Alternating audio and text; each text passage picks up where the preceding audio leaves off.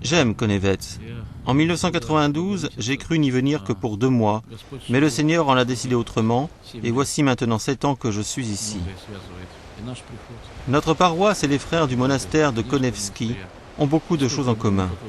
Nous tentons de résoudre le même problème, nous nous battons contre la dépendance à la drogue. J'ai affronté pour la première fois le problème de la réhabilitation des toxicomanes au monastère de Konevski. Cela a été pour moi une sorte d'école primaire, une école de prière et de construction. Je ne veux pas seulement parler de la construction de murs de pierre, mais aussi de la reconstruction d'âmes humaines. Ces murs ont entendu de nombreuses histoires et de nombreuses confessions, vu les larmes de beaucoup de jeunes qui, malgré leur âge, ont connu des souffrances terribles, l'amertume et le chagrin. Le travail avec les toxicomanes ressemble au travail de l'exorciste, celui qui expulse les démons. C'est pourquoi nous, les prêtres, lorsque nous nous attaquons à ce problème, nous sommes confrontés à des conséquences et à ces souffrances similaires. Des difficultés avec des membres de notre propre famille, des malentendus avec des frères de notre communauté, des calomnies de la part de ceux que nous servons et ceux qui ont affaire à nous. L'expérience de la toxicomanie est celle d'un combat spirituel. L'alcoolisme est une obsession démoniaque et toute personne qui choisit de traiter ce problème doit savoir que ce chemin n'est pas celui de la gloire ni des louanges, mais de la peine et du chagrin sans cesse.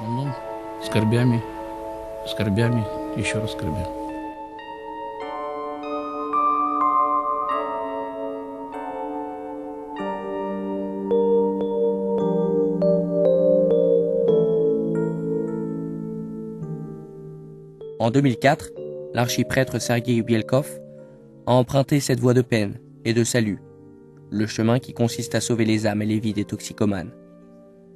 À égale distance entre Saint-Pétersbourg et le lac Ladoga, dans la paroisse de l'icône de Notre-Dame de Konevets, il a fondé le premier centre de réhabilitation pour toxicomanes de l'Église orthodoxe. Le centre vit selon les règles des communautés monastiques. Pour les personnes en cours de réhabilitation, cela signifie office religieux, prière et travail obligatoire. La vie ici est fondée sur les règles d'une communauté ecclésiastique, qui sont celles d'une famille chrétienne. Sans aucune intervention médicale, uniquement grâce au travail, à la prière et à l'amour, 80% de ceux qui entrent ici en ressortent guéris. Les centres publics de soins affichent entre 5 et 8% de réussite maximum. En conséquence, des toxicomanes de toute la Russie viennent dans cette petite paroisse.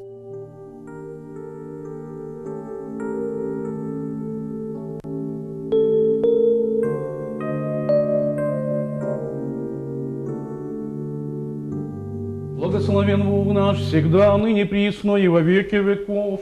Аминь. Слава тебе, Боже наш, слава тебе, Царю Небесный, утешителю души истинной, живи небес, и вся исполняя сокровища благих и жизни подателю. Приди, вселенные. Я смотрю и понимаю, что я был все это время мертвый. Lorsque je me vois maintenant, je réalise que pendant tout ce temps, j'étais mort. On dit lorsqu'une personne se drogue, son âme est en hibernation. Je ne suis pas d'accord, elle meurt. Dieu a dit, vous ne me trouvez pas, c'est moi qui vous trouve. Et c'est ainsi que cela s'est passé. J'étais à la maison et je rampais sur le sol, me tordant de douleur. Je me suis mis à sangloter et j'ai demandé, mon Dieu, libérez-moi de cette torture. Et là, tout a changé. Cela commence toujours de la même façon. Les cigarettes, l'alcool, la marijuana, puis des choses plus graves comme l'opium ou l'héroïne. Cela vous mène en prison. Vous allez en prison à cause de la drogue et quand vous en sortez, vous recommencez. Lors de ma dernière libération, cela a été très dur pour moi. Je travaillais uniquement pour avoir de quoi me procurer de la drogue. Je suis devenu pickpocket, je volais de l'argent dans les poches et les portefeuilles, je volais des voitures. J'étais bien organisé. C'était un peu comme aller à la chasse, un véritable mode de vie. Un mode de vie consacré à la drogue, depuis l'instant où vous ouvrez les yeux le matin jusqu'à la fin de la journée.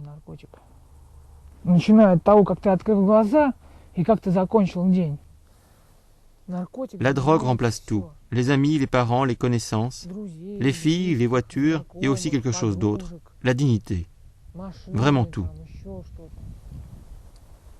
C'est comme un chiffon qui efface tout et prend ensuite toute la place. Vous aviez une petite amie, la drogue arrive et dit « Quel besoin as-tu d'une amie puisque tu m'as ?» Et vous oubliez l'ami. Vous vous en tenez à la drogue. Vous avez une voiture, la drogue vous dit « Pourquoi une voiture ?» Et vous laissez tomber la voiture. Tout disparaît. Seule la drogue demeure.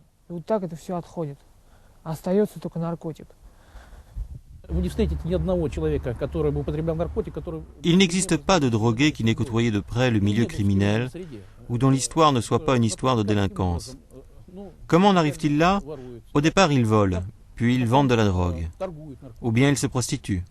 Ou encore, ils escroquent les gens en abusant de leur confiance.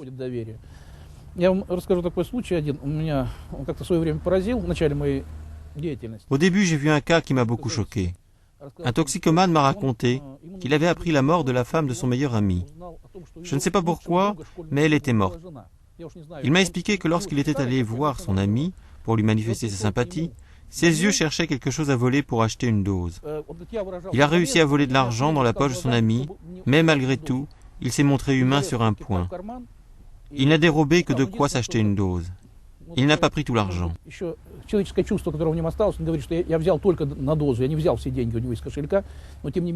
Cependant, il a ajouté que le chagrin de son ami lui était indifférent. Il n'aime qu'eux-mêmes, si on peut appeler cela de l'amour, parce qu'en fait, c'est de la haine. La drogue détruit tout. Lorsqu'ils sont dans cet état, ils n'aiment personne.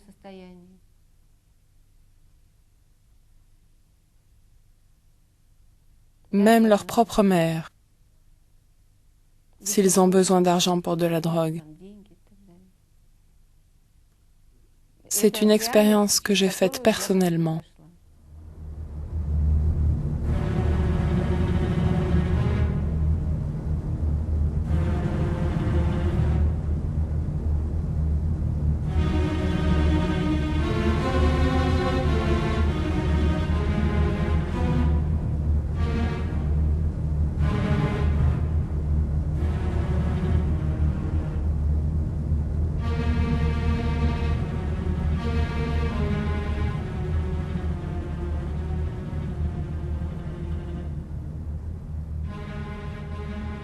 La valeur de l'engagement social et du dévouement désintéressé du père Sergueï ne peuvent se comprendre sans une certaine connaissance des réalités de la Russie moderne.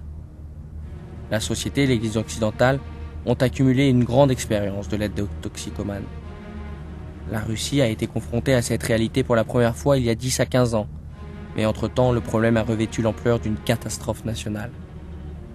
Le nombre d'enfants et d'adolescents toxicomanes a été multiplié par 11 au cours de la dernière décennie, et le nombre de délits enregistrés par 16. La plupart des toxicomanes ont entre 18 et 30 ans. L'Agence fédérale russe de contrôle des drogues a constaté que l'ampleur et la rapidité de la propagation de la toxicomanie étaient telles qu'elles menaçaient la sécurité nationale. Les plus pessimistes considèrent que cela peut conduire à un génocide partiel de la nation.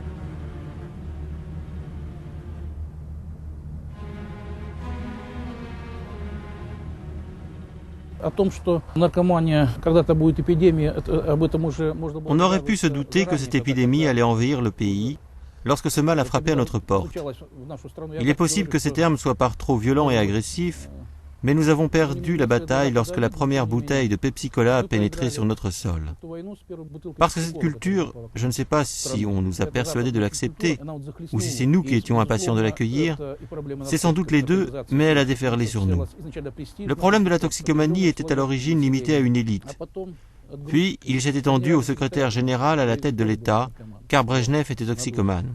Lorsque nous avons réalisé que ce problème menaçait notre jeunesse,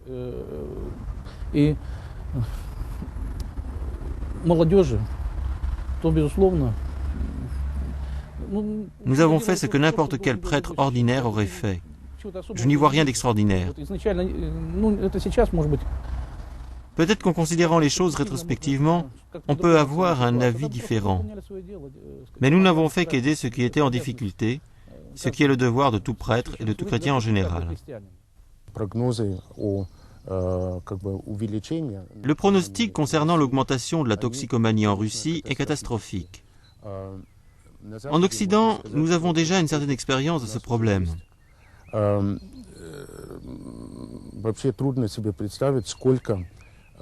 En général, il est difficile d'évaluer le nombre de personnes décédées à cause de la drogue. Je pense que le fait qu'en Russie, l'Église participe aux efforts pour résoudre ce problème est très important.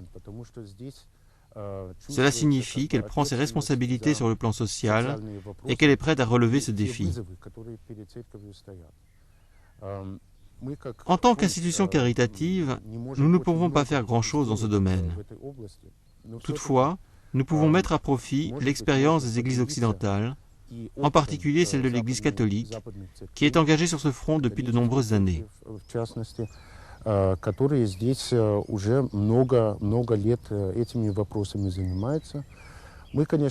En tant qu'institution caritative, nous pouvons apporter notre soutien dans les limites de nos modestes capacités, mais je pense que ce début est très important pour l'Église orthodoxe.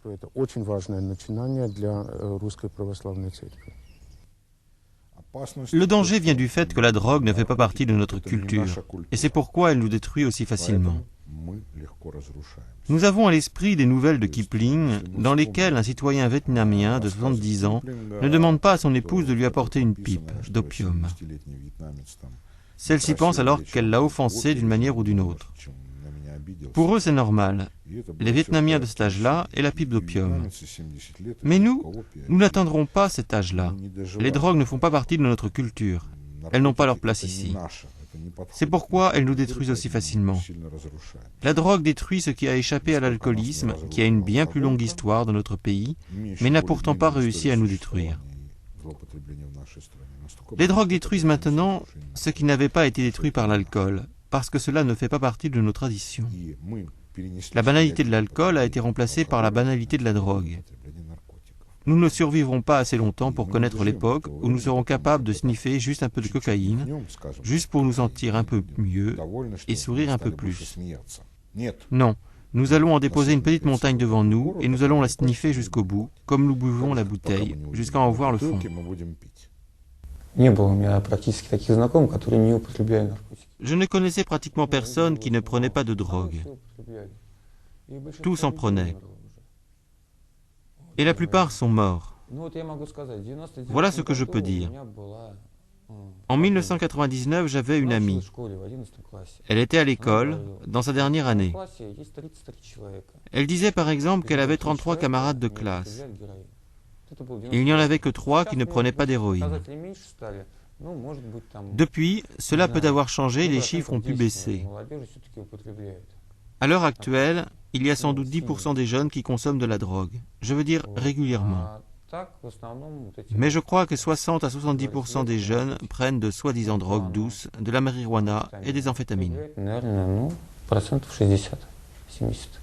Il y a une industrie de la drogue. Cela existe et nous, toutes les femmes ici, nous ne pouvons résister. Les gens de ce pays vivent avec une grande peur. Et les jeunes ont commencé à prendre des drogues parce qu'ils avaient peur. Ici, les circonstances ne sont pas à la paix, à l'harmonie, au développement. Quelqu'un a pris, acheté, volé ces conditions de vie. Je ne sais pas. Certains ont continué à vivre avec l'idée ancienne que le pays était notre mère. Avec nos pensées patriotiques, nous avons perdu nos enfants. Ceci est leur mode de protestation. C'est une protestation, le manque d'adaptation sociale. Le monde est cruel et ils ne parviennent pas à y vivre, ils n'y sont pas préparés. Ils disent une thérapie de choc, les réformes, c'est super. Mais est-ce que quelqu'un a pensé à ceux qui ne sont pas prêts à cela? Ils ne peuvent pas vivre ainsi. Ils disent que lorsque vous visez un but plus élevé, il faut en payer le prix. Mais ce prix est trop élevé. Le pays entier souffre de la drogue et personne n'y prête attention.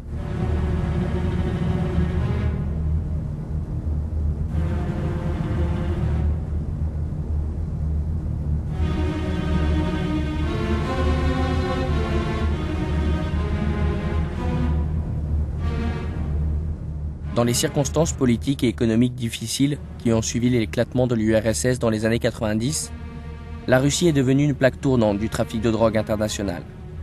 La jeune démocratie russe souvent en plein désarroi, a involontairement transformé le pays en un vaste marché au service des cartels de la drogue. Les imperfections du système législatif russe, qui ont débouché sur l'anarchie juridique, ainsi que sa situation géographique, ont fait de la Russie, notamment de sa capitale septentrionale, Saint-Pétersbourg, une passerelle vers le trafic de drogue européen. En Russie, le commerce de la drogue est une activité criminelle qui génère des profits extrêmement élevés.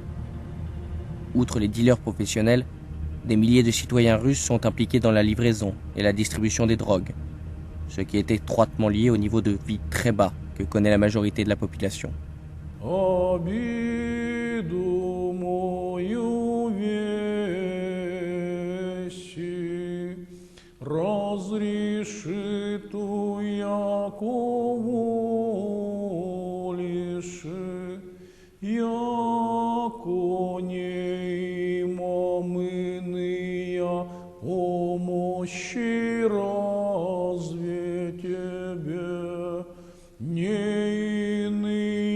Предстательницы, неблагие утешительницы, токмо Тебе, о Богомати, якода сохранишь имя и покрыешь во веки веков. Аминь. Пресвятая Богородица, просвети нас светом Сына Твоего. Аллилуйя, аллилуйя, аллилуйя.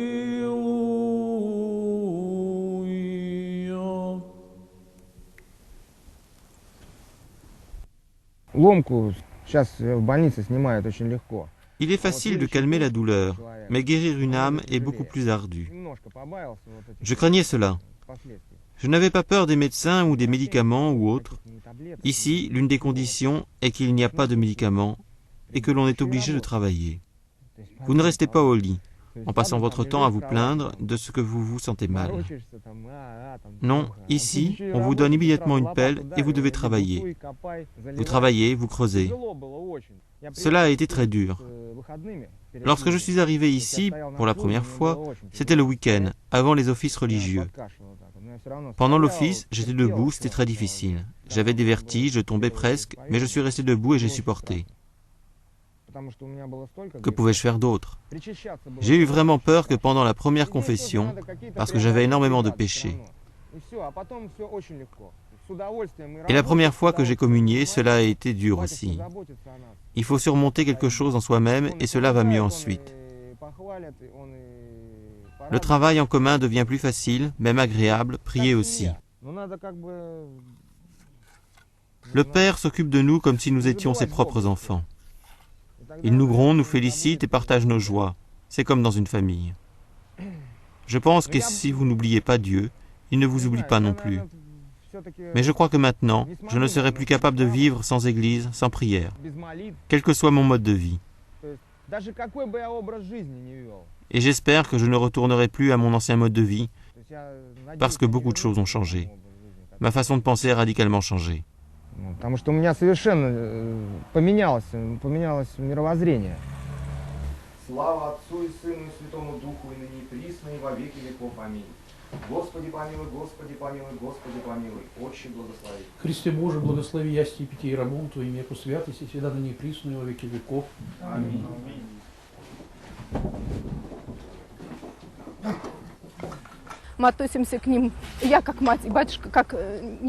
Nous les traitons comme nos propres enfants. Le père est comme un père et moi-même je suis comme une mère. Le père n'est pas seulement un père spirituel, mais aussi au sens pratique. Nous ne faisons aucune différence entre nos propres enfants et ceux qui viennent ici. Le plus important est de voir en eux l'enfant, comme on le fait avec les siens. Ceci est le problème de notre génération.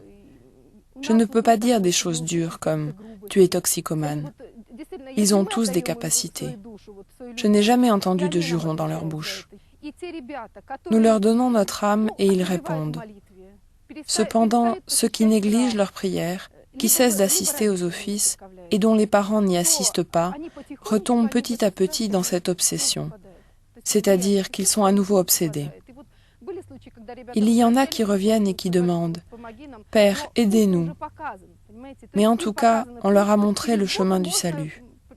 Je veux dire qu'ils savent à présent qu'ils peuvent être sauvés par Dieu. Mais s'ils baissent la garde, ils peuvent à nouveau tomber dans le piège. Иабий, возопив, отец, отрочати со слезами, глаголоше, «Верую, Господи, помози моему неверию». Видев же Иисус, як усрищется народ, запрети духу нечистому, глаголя ему, души немые и глухие, аски повелеваю, изыди из него, и к тому не вниди в него, и возопив, и много пружався, изыди, и бысь, як умерт, як уже мнозим, глаголоти, як умре. Иисус же, ем его за руку, воздвижи его, и восстам. И вшедшую ему в дом ученицы его, вопросшаху его единого, яко мы не змогохом изгнать его, и рече им, сирот ничем же может изыти, токмо молитву и постом. Я знаю по себе, что в кругу наркоманов, lorsqu'une personne entrevoit le chemin du salut, cela crée toujours une sorte d'envie. Les autres disent « Ah, il repartira dans 3 mois, il ne va rester qu'un certain temps et il recommencera. » Il n'y croit pas. Je n'y croyais pas non plus. C'est pourquoi il faut faire ce qui est écrit dans la Bible, « Venez et voyez ».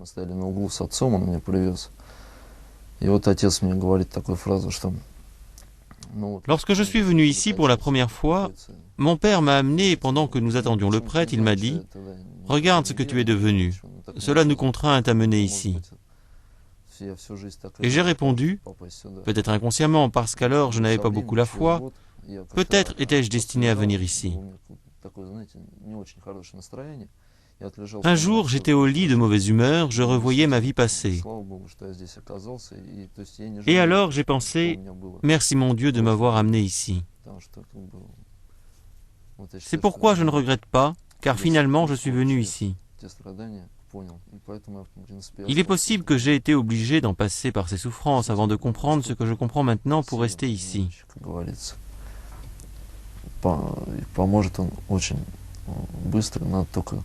Dieu est fort à travers nos faiblesses. Dieu vit dans la foi. Il suffit de faire un pas vers lui, de ne pas se contenter de l'attendre.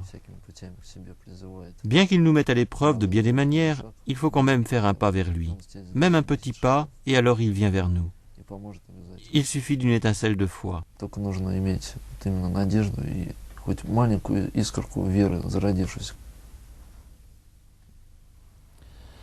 Всего за время нашей здесь работы прошло Environ 270 personnes sont passées par ici. примерно 80%. À peu près 80% ont retrouvé une vie normale. Из тех 20% наркозависимых, которые Mais je suis sûr que parmi les 20% qui n'ont pas réussi à abandonner la drogue, qui continuent sans doute à en prendre, sinon en permanence, du moins périodiquement, уехав от нас, aucun d'entre eux ne commettra plus de crimes contre un être humain. совершат преступления против личности, связанные с насилием. Ils ne tueront pas. Ils peuvent voler, mais ils ne dévaliseront pas et ne tueront pas. Et nous espérons qu'ils ne se suicideront pas. Je ne sais pas si nous avons besoin de plus d'églises, de plus de communautés comme la nôtre. Je pense que des prêtres sont capables d'effectuer ce travail dans les villes en travaillant avec les enfants et les plus âgés. Il y a de nombreux prêtres merveilleux qui s'acquittent avec succès de cette tâche avec l'aide de Dieu. Il existe une expression qui dit « Nous ne demandons pas la croix, mais nous la portons ».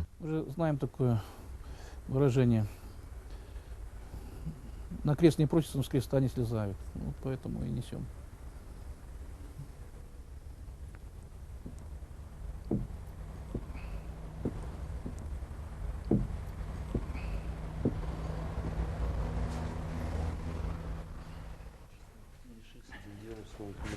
Бог Богослови простит, помилуйте нас. Бог Богослови простит, помилуйте нас. Нам приходится встречаться с таким явлением, когда люди, несмотря на свой еще... Nous connaissons ceux qui, en raison de leur jeune âge et de leur dure expérience de la vie, répandent le chagrin autour d'eux. Le plus important et probablement le plus difficile pour moi est d'apprendre à les accepter tels qu'ils sont et à leur pardonner. Иногда священник, занимающийся с наркозависимыми, сидит за столом с ними и кушает трапезу, и я думаю, что ему... Souvent, un prêtre qui dîne en compagnie de toxicomanes partage les sentiments de notre Seigneur, car celui qui partage à présent votre repas peut facilement vous trahir ainsi que votre amour pour lui. Apprendre à pardonner est apprendre à aimer. Любовь, потому что научиться прощать – это научиться любить.